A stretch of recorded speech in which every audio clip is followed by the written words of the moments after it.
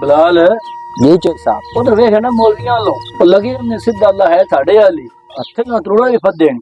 खैर हो जाए चौधरी साहब, वो कुछ है एक ना। बंदा कोई होन पे होगा कर लेंगे, खैर हो जाए, कोई दुआ करन दे आके अल्लाह खैर करसी। अल्लाह ही खैर करे आज।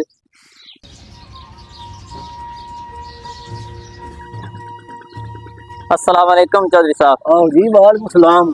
हां मैं तो देखो खैर ना लाए हो। जी चौधरी साहब, आपको फसलों के दिहाड़े को फसल चुकी जो उशर लेना आया।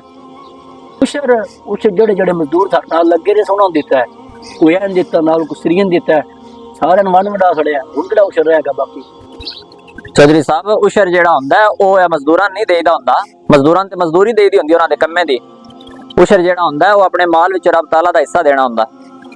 कोई साहब दे छड़ो, अल्लाह पाक इन्ना दुआन दिता है, कोई दो त्रोड़े ना भी दे छड़ो, अल्लाह दी राह ते मदरसे दे दुआई देण दे, सबक पढ़सन, अल्लाह रसूल दा नाम लैण दे।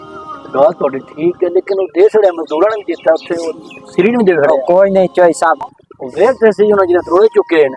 ओ है चौधरी साहब बेन जी, दो त्रोड़े दे छड़ो, खैर हो गई, कोई नहीं, अल्लाह पाक दी जात देण वाली है, अल्लाह बरकत पासी। तो बुला आज का एक त्रोड़ा बाहर देने ना।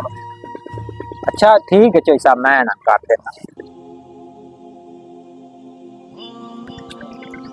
वाह माशाअल्लाह, वाह सोने आज तो 12 लाखड़ियां ने हैं, फसलें बड़ियां सोहनियां हो गई माशाअल्लाह। क्या बात है, क्या बात। बिलाल ओ बिलाल जी चौधरी साहब। ओ इधर आ जल्दी आ